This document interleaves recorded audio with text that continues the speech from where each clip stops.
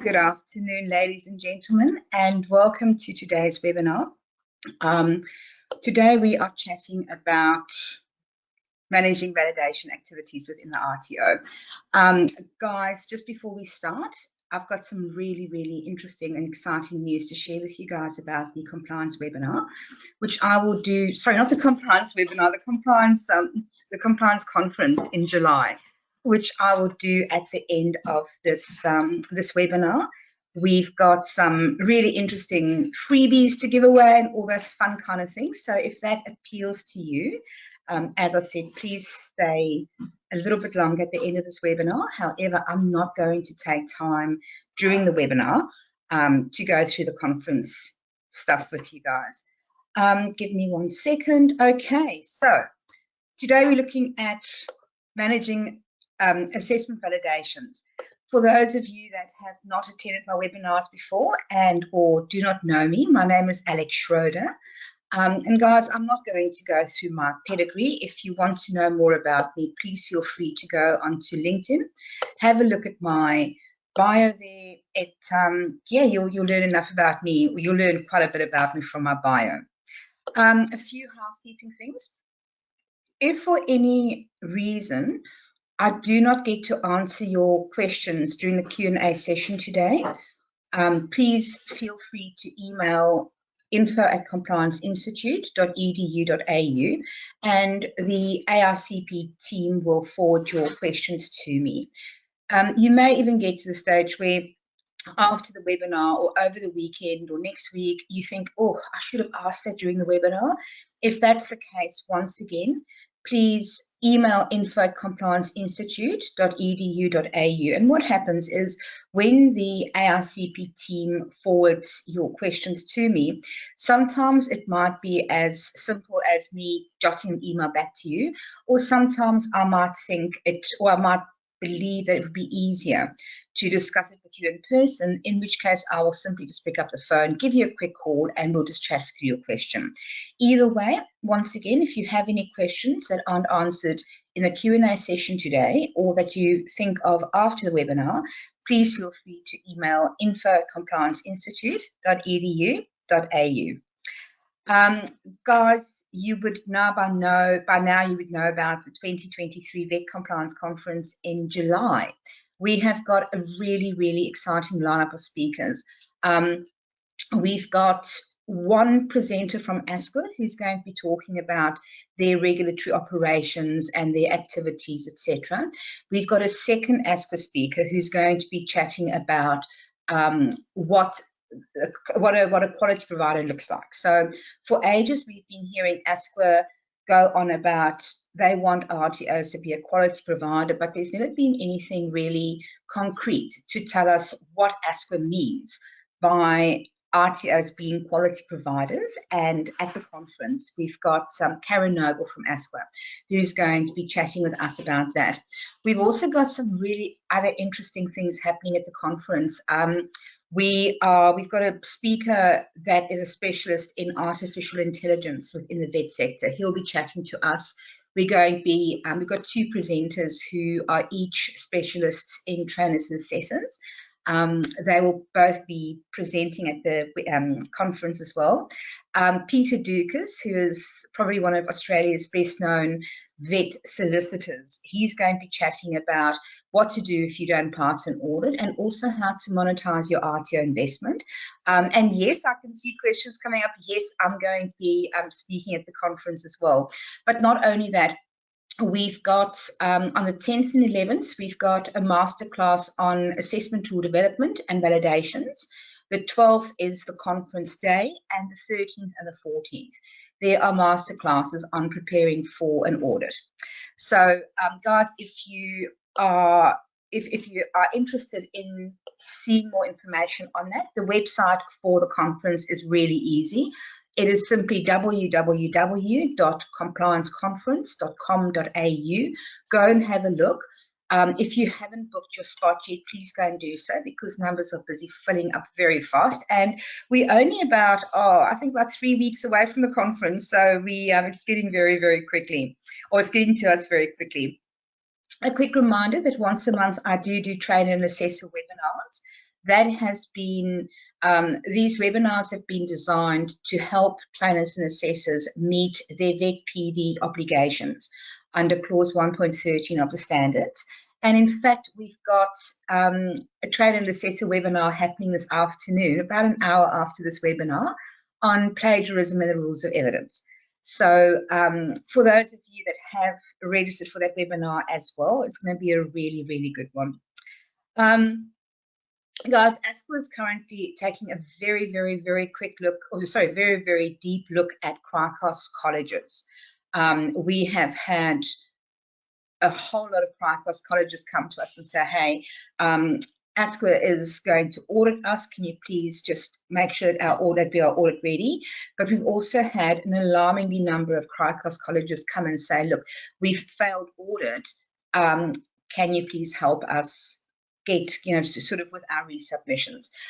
So guys, if you are a Crycos provider, please be really, really mindful of the fact that ASQA is looking at Crycos providers, and you need to make sure that you are 100% audit ready. For a lot of you, it might mean getting an external consultant in to come and do an audit for you. For some of you, it might mean just going and doing your own internal audit, be it as it may, and whichever avenue your RTO chooses, please be aware of that. Your certificate of attendance, guys, within a couple of hours of the end of this webinar today, you will get an email that looks something like this. It will come from RTO PD, and it will say, this follow-up email was sent to insert your name. It's thank you for attending the webinar, but really important, at the bottom of that email, there is a button that you need to click to receive your certificate of attendance. There are a number of reasons why you may not receive your certificate of attendance. First of all, if you do not see this email come through, then obviously you won't be able to click on the link, you can't get your certificate. If you don't see this email come through, please look in your spam folder, look at your other folders. It may even be a case of your RTO server has blocked emails from RTO PD. It may also be a case of you may have entered the incorrect email address when you registered.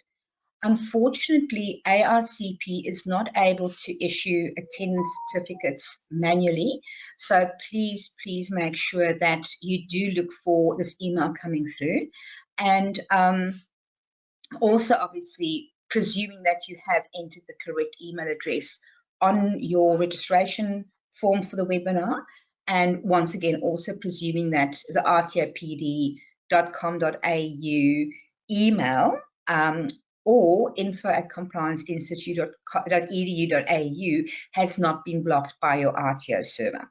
Once again, if you are unable to, or if you don't get this email, ARCP isn't able to manually issue certificates of attendance. To give you guys an idea, we have got almost a full house for this webinar and another full house for the 2 p.m. webinar. That's 1,000 people that are attending these two webinars today.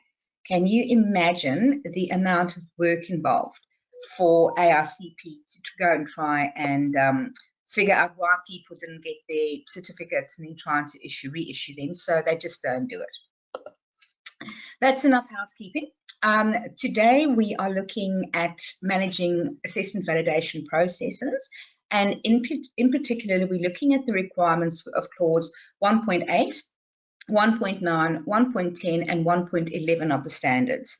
We're also looking at the essential components of your RTO's validation activities, maintaining your 5-year validation plan. Very importantly, also, we are looking at validator credentials. And guys, I've added validator credentials to this webinar because it's something that is so often overlooked by RTOs. So we're looking at that. And then last but not least, we'll be looking at documenting your validation activities and outcomes. Once again, this is a really important one because the number of times that we go into RTOs and do audits for them, and when it comes to validations, we look at the validation record, or their validation register, and when we start looking for the documentary evidence of the validations actually being undertaken, it simply isn't there because some RTOs still don't keep documentation of validation activities. So this one here is a really important one. Without any further ado, let's have a look what the standards say insofar as validations. Clause 1.8 says that the RTO must implement an assessment system that ensures that assessments comply and assessment outcomes comply with the requirements of the relevant training package or the VET accredited course. And number 2, 1.8b says that the RTO must ensure, it must have a system and a strategy in place that ensures that the assessments are conducted in accordance with the principles of assessment. And guys, realistically, the only way that an RTO can actually ensure that all of its assessments are conducted in accordance with the principles of assessment is obviously to do validation outcomes, or to do validations not only of the assessment tools, but also of the assessment outcomes. So, clause 1.8, what do we need to do? What activities or validation of what documents are included in clause 1.8? Clause 1.8a requires you, although it isn't explicit, but it does require your RTO to validate all of your assessment resources and assessment tools. Now, the reason why it is so important to validate your assessment tools is if you start off with using assessment tools that aren't valid or that aren't sufficient to be able to address every single requirement of the training product, regardless of how well your assessment tools have been written, and also regardless of how well and how accurately your learners complete those assessment tools. If you start off with assessment tools that are not valid, that are not compliant, your assessment outcomes for those training products will not be valid, and they will not meet the requirements of clause 3.1, which says that RTOs cannot issue AQF documentation to a learner that hasn't evidenced their abilities sufficiently. So once again, guys, sorry, I've just got something in my eye. So once again, clause 1.8 requires the RTO to make sure that your assessment tools are valid and compliant. And the way to do that is to validate them pre-implementation. Now, I know that there are so many RTOs that purchase commercial assessment tools. Guys, we did a webinar earlier on this year about the pitfalls of purchasing commercially produced assessment tools. In a nutshell, if your RTO has purchased commercially developed assessment tools, you must still validate those assessment tools prior to implementation. At the end of the day, I can't remember how many years I've been in the VET sector, probably going close on to 20.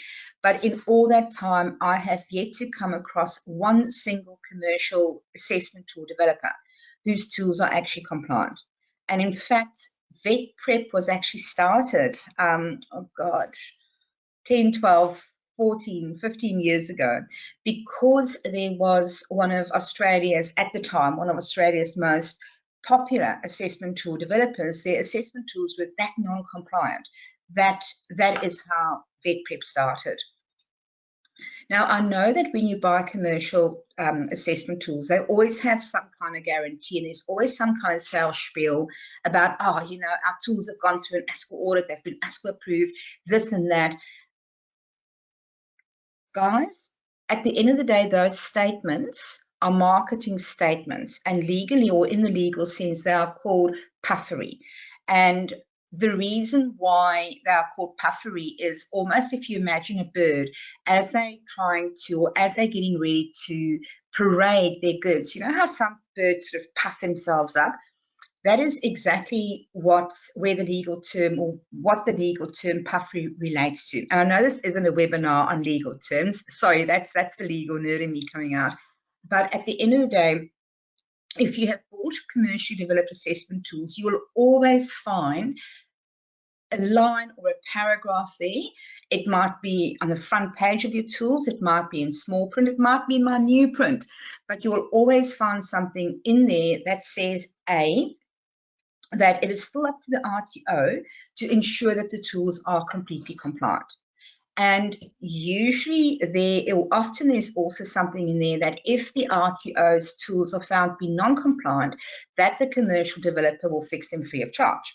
Now, that's all fair and well, but what the commercial developers don't tell you, or if they do, very, very seldom, and very few of them would do, is that your tools must fail an ASQA audit. They must be found non-compliant by ASQA before the commercial developer will take responsibility for the fact that their tools are non-compliant. And let's face it, by the time that ASQA has deemed your tools be non-compliant, guys, the fat lady is sung. You know, it's too late. You've already failed audit. You are now under the regulator's magnifying glass. So the long and the short of where I'm coming from is ultimately it is the RTO's responsibility to ensure that your assessment tools are valid before you use them. Now, what we also suggest to RTOs is, if you've redeveloped, or if you've redeveloped or your assessment tools, or purchased commercial assessment tools, always validate those pre-implementation. Not only that, if you have made significant changes to the assessment tools, once those changes have been made and before the new updated assessment tools are implemented, you need to validate them. To give you guys a really good example, ARCP, they're the guys that do the Cert 4 and compliance, Diploma of Compliance Management, etc., etc. At one stage, the assessment tools that they were using were pretty elaborate. They were pretty long, and I don't want to use the word death by assessment, but they were convoluted. Because VetPrep manages ARCP's assessment tools, I sat down with Craig Jones, probably must have been the beginning of the year or something, and we had a look to see how we could reduce the bulkiness of the assessment tools and just make the assessment instruments more user-friendly. Although the way that it was done, when my team and I went and rewrote their assessment tools, although so much of what we used in the rewrite came from the initial assessment tools or from the old assessment tools, we still needed to go and validate them before ARCP could implement them the first time, or before ARCP could implement the new tools. And sometimes people say to me, hey, Alex, you know, you are an expert in compliance. You are an AAT specialist. You know, you are an expert on validations, etc., etc. Why would you still have the need, or believe you have the need, to go and validate assessment tools that you and or your team have developed? Guys, the reason is very simple. A, there's always room for human error.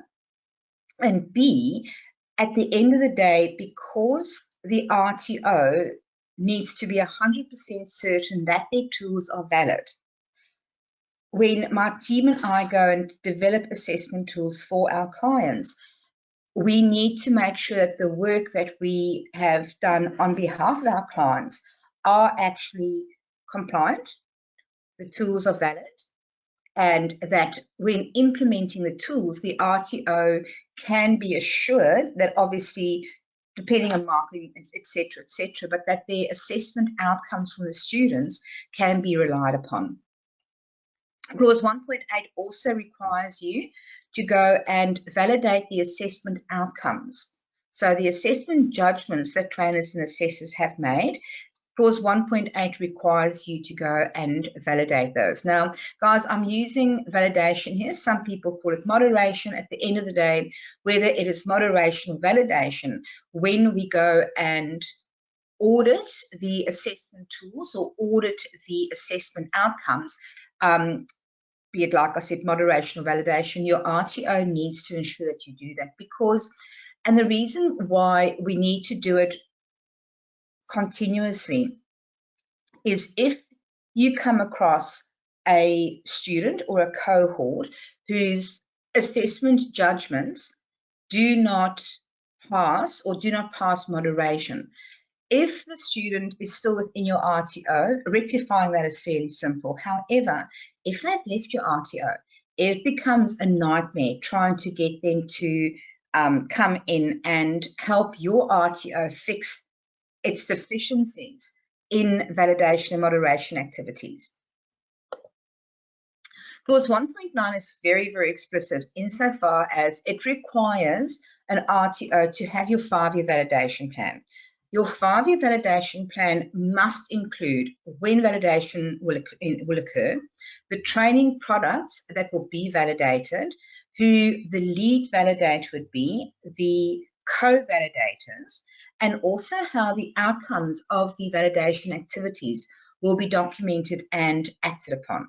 So please have a look at some stage at your 5-year validation plan, and please have a look that your 5-year validation plan actually does at a minimum address these 4 requirements, because if it doesn't, your validation plan will not be compliant, and come audit time, you are very likely to experience some grief from the auditors about that. So if we then look at clause 1.10, now remember clause 1.10, so clause 1.9 says you've got to go and validate. Clause 1.10 says that an RTO must ensure that every training product is validated at least every 5 years, with at least 50% of the training products being validated within the first 3 years of the 5-year cycle. Now, a bit of a mouthful, I know. To unpack that, when we speak about training products, when they say that every single one of your training products must be validated, we are speaking specifically of the units of competency. So we are not speaking about a qualification or a skill set holistically. When you do your validation plan, you need to break it down into the units that are going to be validated. But guys, your validation plan must also include not only the validation of your assessment resources, but also the validation of your assessment outcomes. So what we usually do is when we go and develop validation plans for RTOs, we will have one plan for the assessment resources and one validation plan for the validation or the moderation of the assessment outcomes, and the two are then implemented concurrently. So once again, clause 1.10 includes your 5-year validation plan. Now guys, with the 5-year validation plan, it is a revolving plan. So for argument's sake, let's say that we are now in 2023. Let's say that you developed your 5-year validation plan in 2018. You would have had a plan for 2018, 2018, 2019, 2020, 21, 2022, which means that come 2023, unless you have actually updated your validation plan to run forward, your validation plan will be out of date. Similarly, if you went and developed your validation plan, let's say in 2019, it means we have run for 2019, 21, 23, which means that your validation plan runs out at the end of this year. When it comes to audit time, your auditor is going to expect for your validation plan, given that this is now 2023, your auditor is going to expect your validation plan to now include 2024, 25, 26, etc. So please ensure that your validation plan is always up to date, and remember, it must be a revolving validation plan. For RTOs that have been in business for a while, or actually I'll take ARCP again. ARCP were first registered, I think, in 2018. So their validation plan is currently still running. Their initial validation plan was for 2018, 19, 2020, 21, 22. If you have a look at their validation plan at the moment, I think their validation plan currently runs to 2027, because the requirement of having a 5-year validation plan, it is a revolving plan. It also, as I said, your validation plan also needs to include the validation of your assessment tools, as well as your assessment outcomes. They also need to be included in the validation plan. Now, guys, clause 1.9 says that you do need to, clause 1.10 says that you need to validate your training products at least every 5 years. It doesn't say you can't validate it less than every 5 years. And what quality providers generally do is, especially when they've got a smaller scope, is they will be continuously validating their assessment tools. AICP at the moment, I think they've got the compliance skill set, they've got the lead auditor skill set, and I'm just thinking of the accredited courses right now. They've got the Cert 4 and RTO compliance, they've got the Diploma of RTO Compliance Management, Diploma of Quality Auditing, the double diploma of RTO Compliance Management and Quality Auditing. They've got they've got 2 grad diplomas as well. So I think they've got 8 or 9 accredited training products on their scope. What AICP does is they make sure that all of their training products are validated at least once every 18 months. And when I say their training products, I mean their assessment tools. So I'm using this example of what AICP does with their validation practices to be able to demonstrate to you that clause 1.10 means that, or it says that at maximum you need to validate every 5 years. It doesn't say that you can't validate any sooner than every 5 years.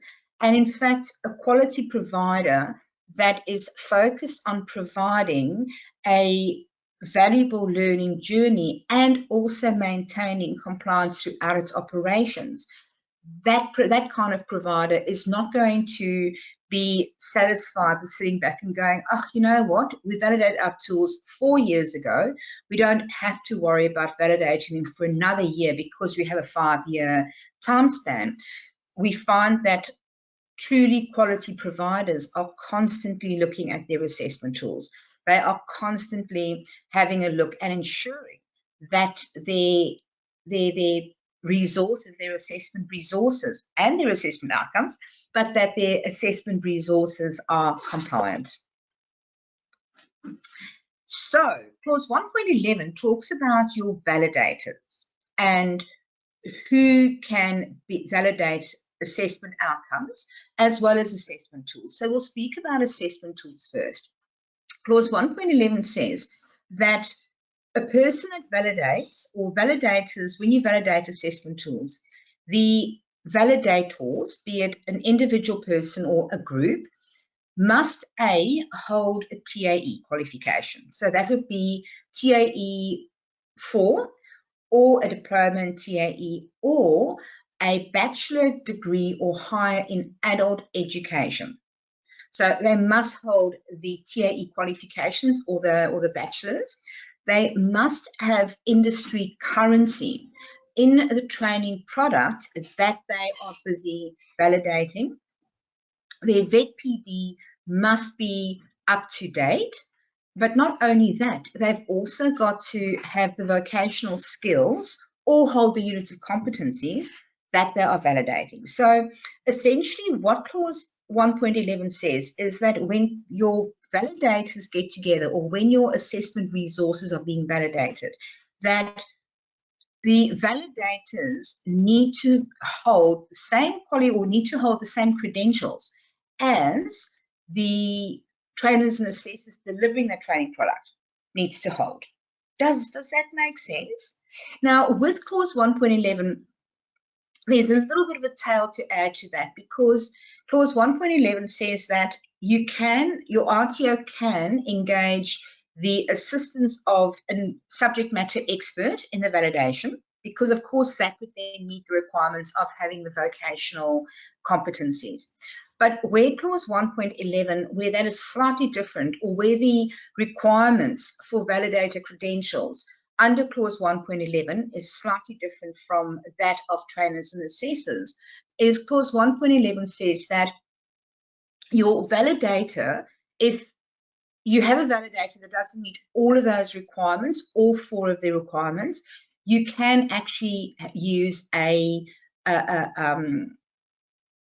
pool of validators. So you can actually make up a validation team that collectively hold those credentials. So for argument's sake, you might have a compliance manager who holds the TAE, who forms part of the validation quad or squad. You may have a subject matter expert who has the vocational skills and competencies and the vocational currency. You might have a third validator that might have the VET PD.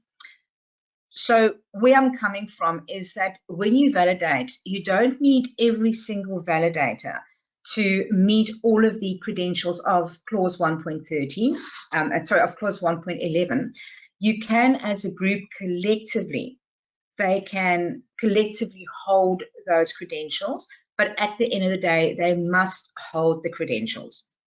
And also remember that when it comes to validations, when you are validating assessment outcomes, the trainer and assessor, or trainers and assessors that were involved in marking those assessments, they may not be part of the validation team. Or let me rephrase, if they are part of the validation team, their findings and their validation judgments may not be considered. And the reason for that is that, remember that when we are validating assessment outcomes, we are essentially checking the trainer and assessor's work. We are essentially doing an audit on the trainer and assessor's assessment outcomes. And you can't say to a person, hey, come and join our team while we are going to be auditing your own work, because if you do, well, you run a real risk of there being or not being sufficient bias coming from the trainers and assessors. I think that one is pretty clear, and I'd be very, very surprised if there's any misconception about that.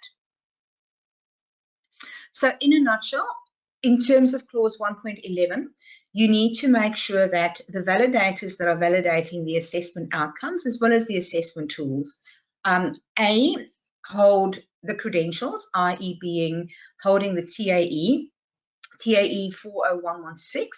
Actually, they can hold the TAE 40110 plus the extra units that they need to in order for it to be equivalent to the 4116. Alternatively, they can hold the TAE 40116, a diploma in TAE, or a bachelor degree or higher in adult education. And guys, it's got to be specifically adult education. So that's the first thing. They need to have their VET PD must be up to date. And remember, when we speak about VET PD, we speak about VET PD specific to the delivery of VET courses. The third thing is you must ensure that they have the industry currency in the unit of competency that they are validating. And there's 4 things, TAE, vocational skills, VET PD, and industry currency. So no different from your trainers and assessors. The only difference is that your validators, you can put together a validated team who collectively hold those credentials. Now, it's really important that you, as the RTO, have documentary evidence of the validator's credentials. So what we always suggest to our clients is, just as your trainer and assessor files have all of the documentary evidence to be able to evidence their credentials, so should your validators. Now, in a number of RTOs, they will use trainers and assessors to validate as well, or trainers and assessors that weren't part of the delivery of that training product to validate as well. And the question I get asked the whole time is, if we have this trainer and assessor who's also validating, if we have in his file all of his credentials, why do I need a file for them as a validator as well?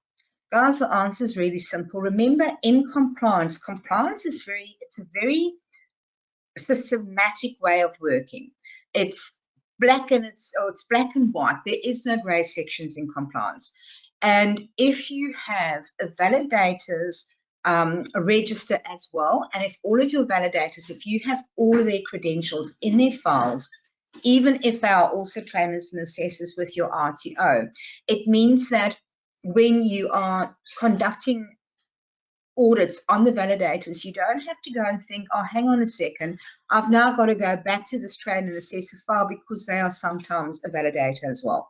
If you keep everything in one place, even if it does mean duplicating documentation for one person with two different roles, it is the surest and most systematic way that you can ensure that your RTO's compliance is actually up to scratch.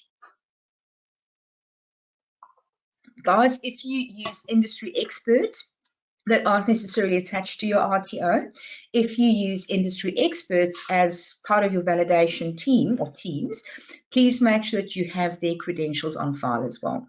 Remember, and I know I always say this, and I'm going to repeat myself, I do apologize, but remember, in the vet sector, documentary evidence is king. We expect our learners to provide us with sufficient documentary evidence of their competencies before we issue them an AQF certificate. If we require that of our learners, the same is required of our compliance operations. We've got to have documentary evidence for everything that we do. And when I speak about documentary evidence, I'm speaking about having sufficient documentary evidence, having documentary evidence that is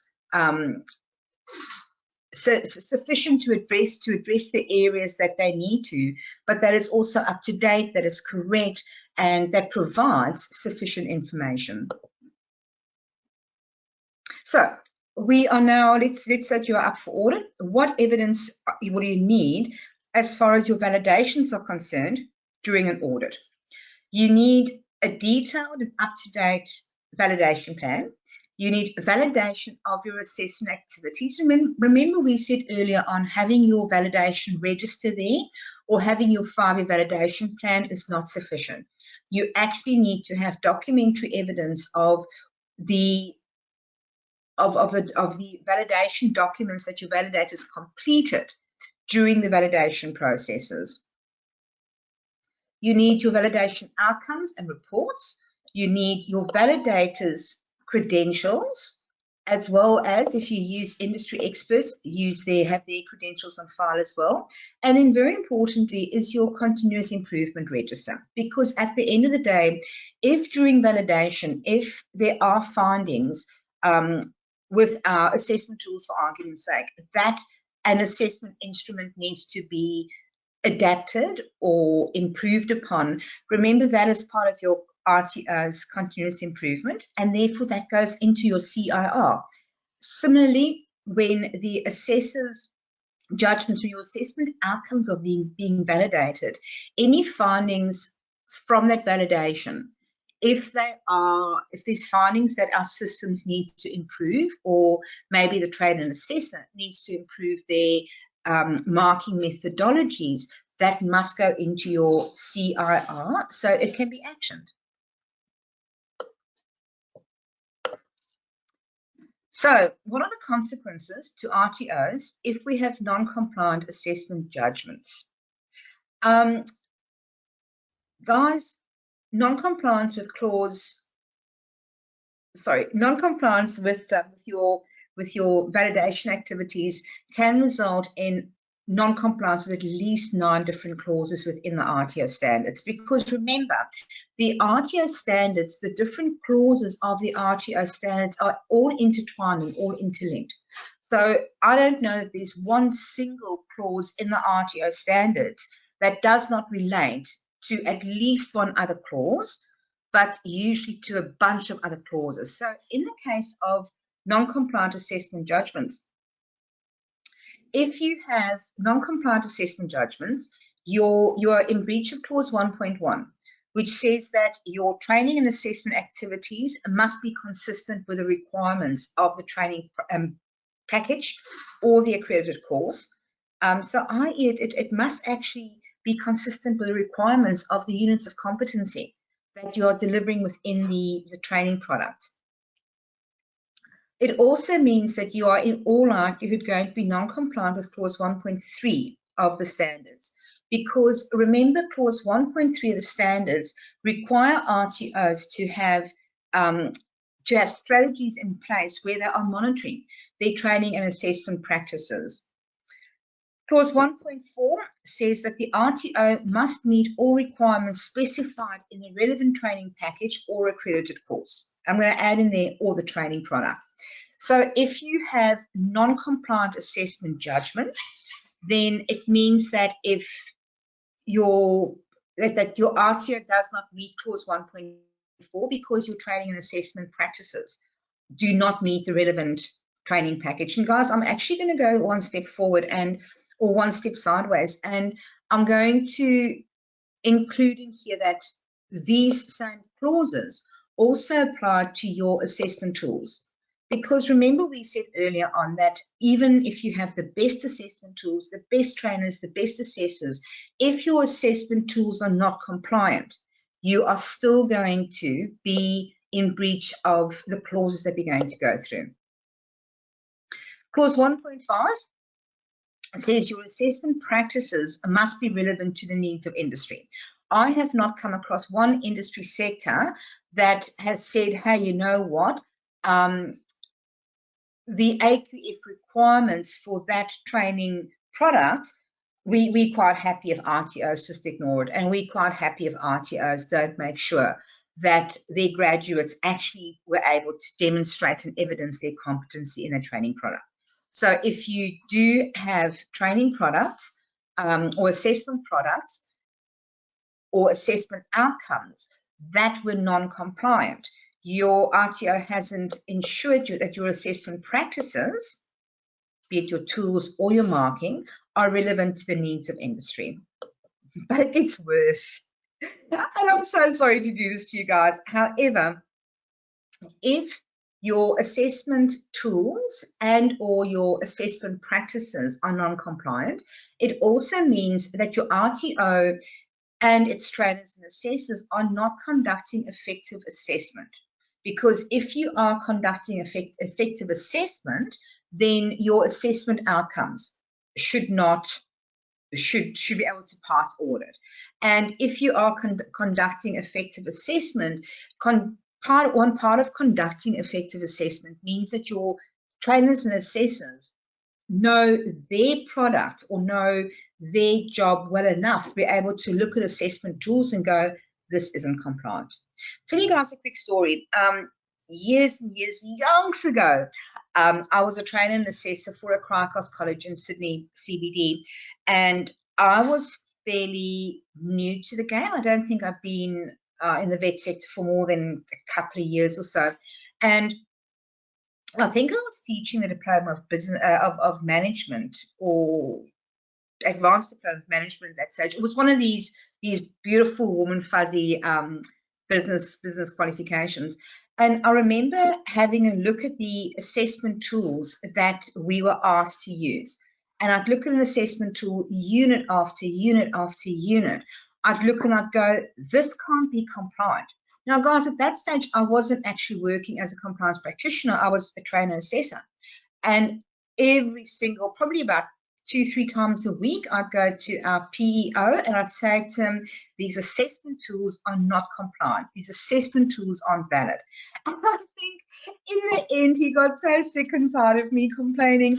I remember him saying to me one day, well, if you think you know so much over the term break or over the term break, why don't you come in and go and rewrite the assessment tools? And I went, yay. I like the sound of that.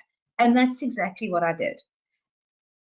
I then went to a training manager, etc., etc., etc. But that was really the way that my career in being a compliance practitioner started. It was because as a trainer and assessor, I knew my game well enough. I knew my subject matter well enough to be able to look at these assessments and go, you know what, these assessments don't cover what they need to. So once again, if you have trainers and assessors that know, or if your RTO is conducting effective assessment, it means that you also have trainers and assessors that know enough about what they're doing to be able to have a look and say, I've got concerns about this assessment tool. If your tools or your assessment outcomes are not compliant, it may also mean that you may be non-compliant with clause 1.9 of the standards, which, as we discussed just now, specifically talks to the validation of your assessment tools and your assessment outcomes.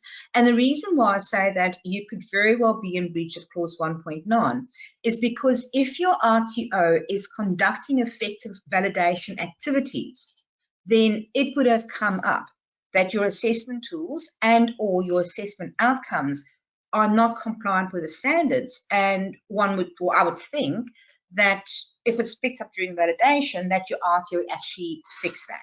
So once again, there's a very, very good possibility that non-compliant assessment tools and non-compliant assessment judgments may also mean that you are non-compliant with clause 1.9.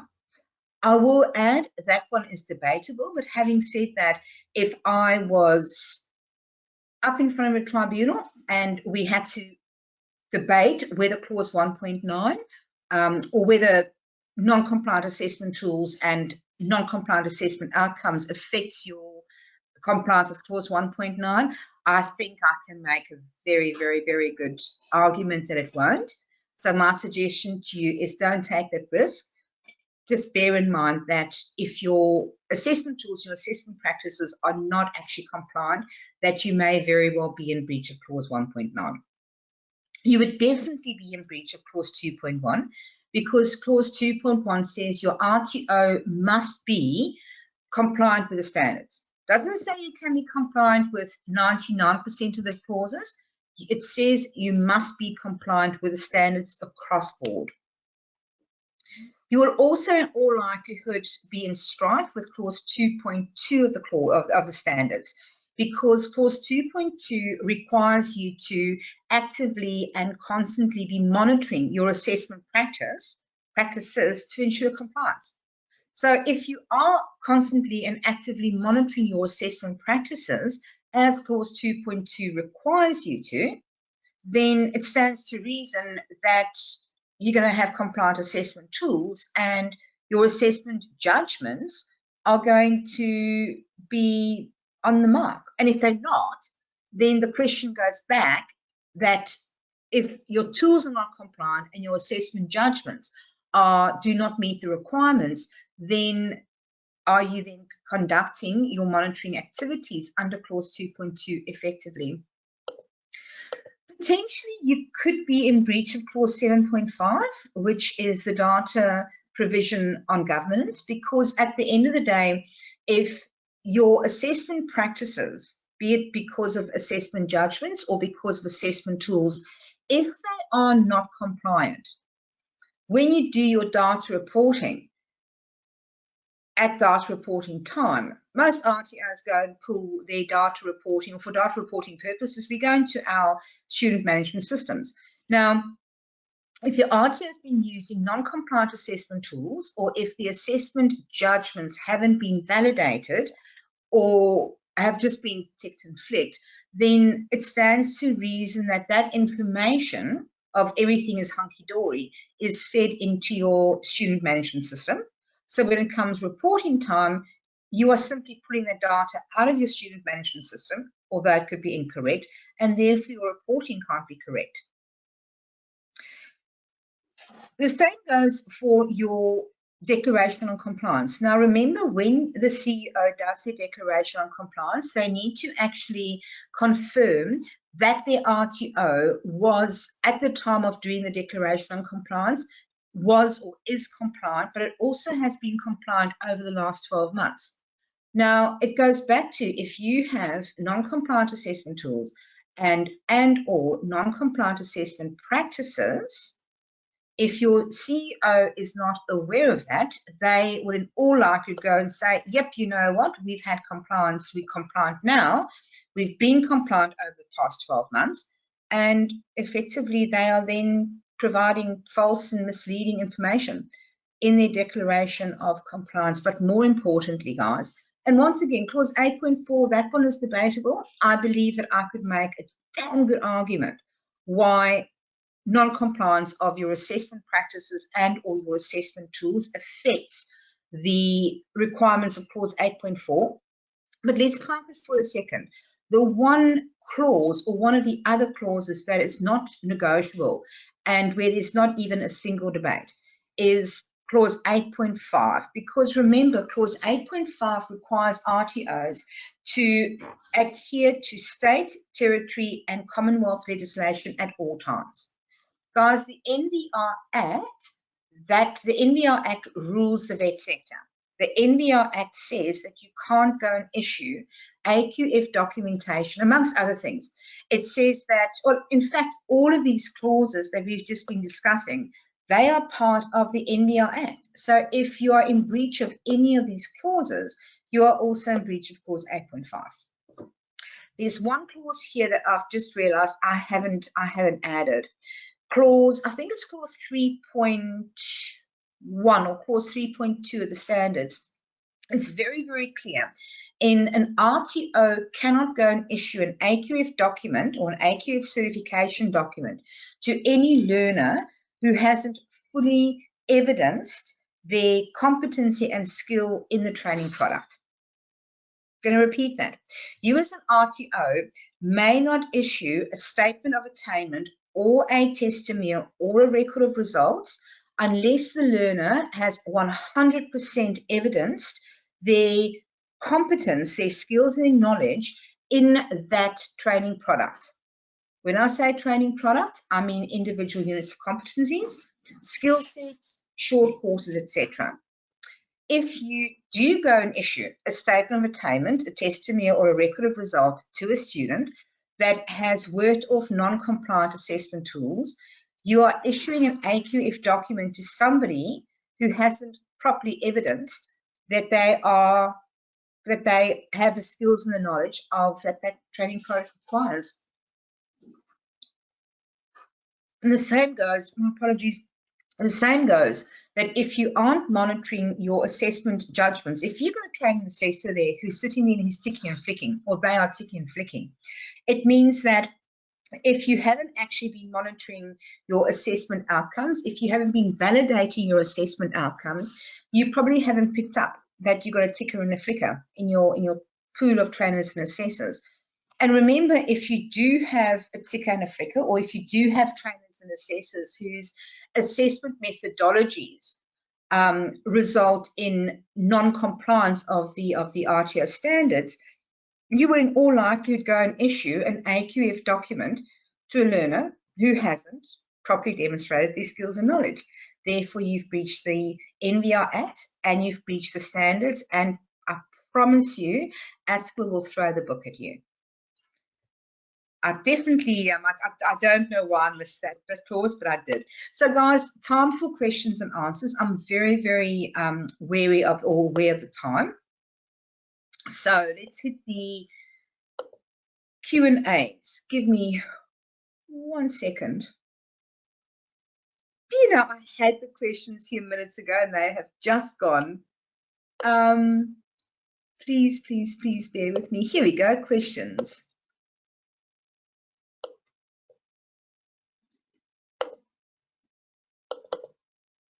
I promise you guys I am getting there. It always gets to me whenever I do this. That's better. Okay.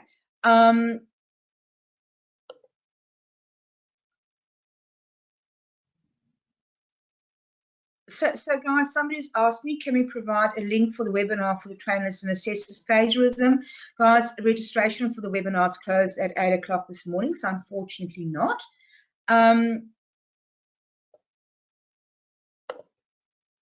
Okay. Just sort of sorting through the questions that we haven't already covered in the webinar.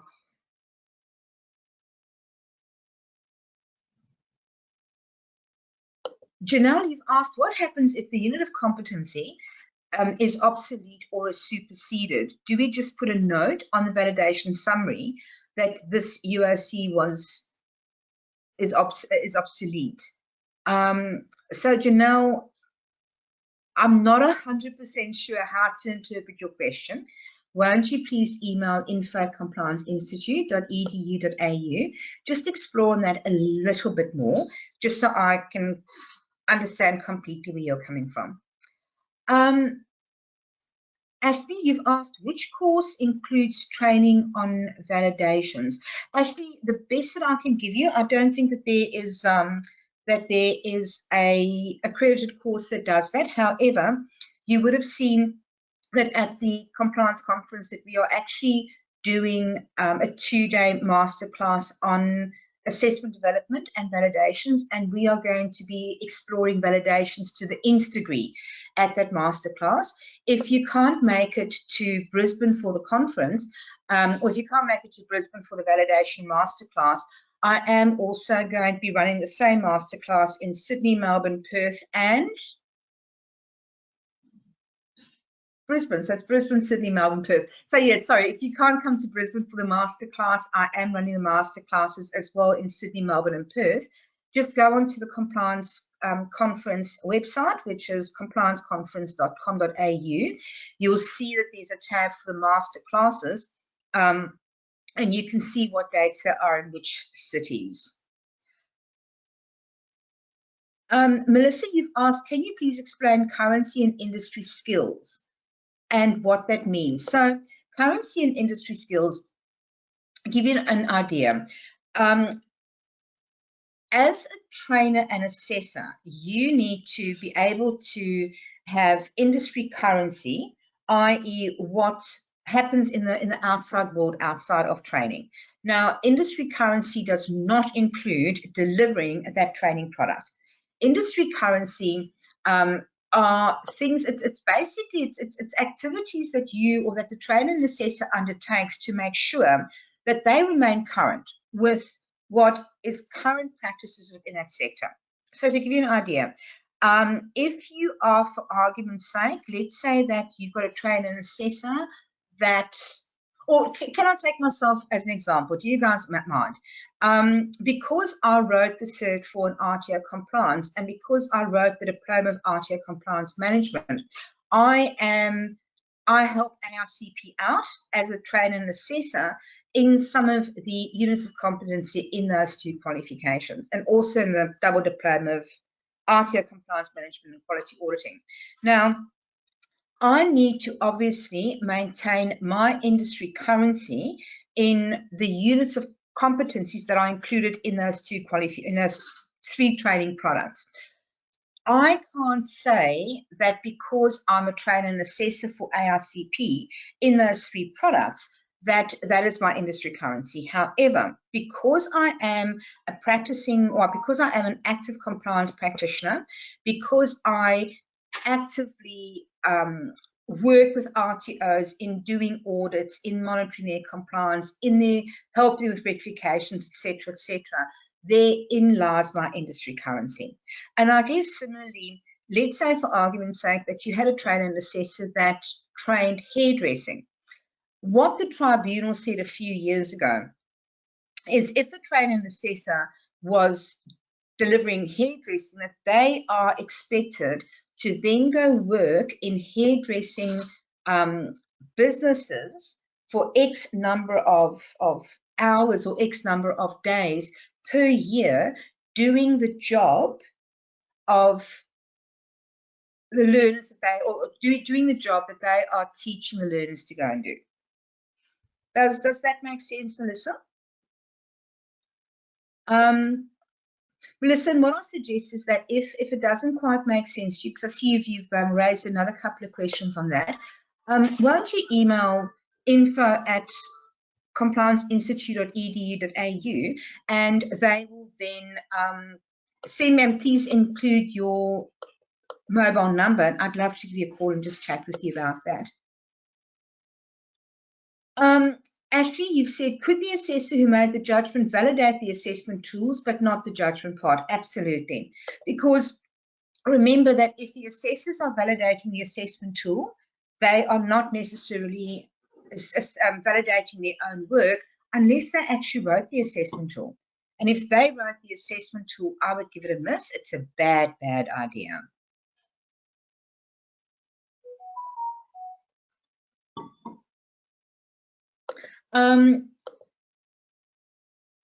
Jenny, you've asked, can you discuss more about the continuous improvement register and the validation outcomes? Jenny, that's a very broad question. I'm going to ask you, won't you please email just with a bit more context to info@complianceinstitute.edu.au, and I'd love to chat with you further about that. So guys, today we only had a really bird's eye view at validations. Obviously, I cannot, 1 hour isn't enough to share with you the complete ins and outs of that validations. However, as I mentioned earlier on, we're running a 2-day masterclass at the Compliance Conference on assessment tool development and validations, because the two very much go hand in hand.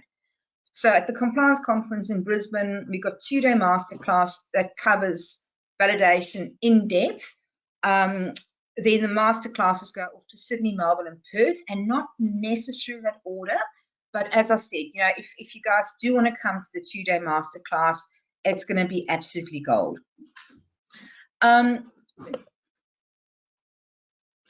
Guys, just a quick one. Thank you. I've just had a note from my colleagues here. We are not running any webinars in July because July is conference month. And as I said, it kicks off on the 10th of July, and I think by the time that I'm finished with the road shows of the master classes, I think I'm on the road until August, so beginning of August. So no webinars in July. I think the next webinar it will probably happen towards the 3rd week of August, but we will let everybody know. So quick one, I'm very, very close to out of time. Guys, there are part of the packages, or part of, if you register for a compliance conference event, there are certain sets of compliance tools that you will receive, and they're obviously a bit different for every event. But as I said, everybody who registers for the compliance conference is going to receive some free compliance tools that they can implement in their RTO. Just a few of the topics that's being discussed. Oh, and I mustn't forget.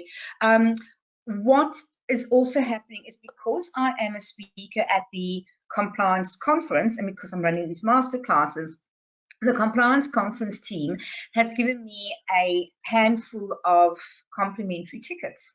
So what I'm going to do is, everybody who attended today's webinar, I'm going to put your details in a big old-fashioned container, and we're going to be drawing some lucky winners for events, for conference events today. There's just a few things there. I know that the conference team did the same about a week and a half ago.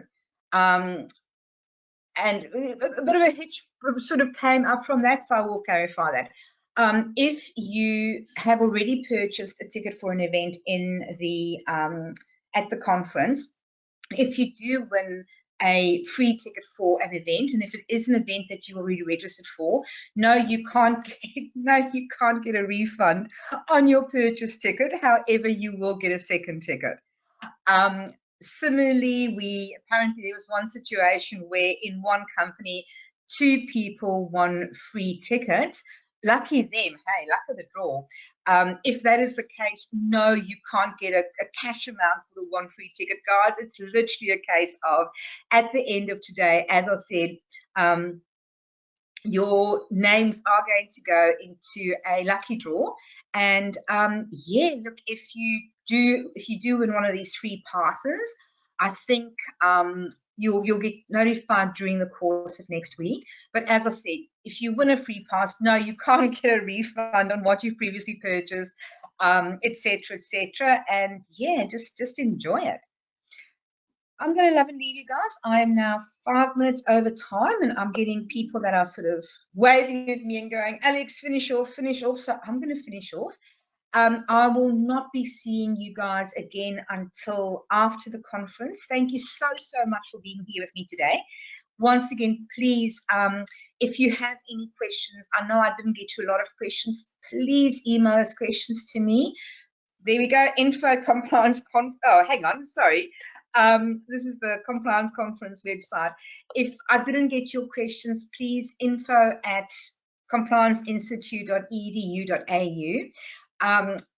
I'll be seeing a number of you guys at the compliance conference or the master classes following that.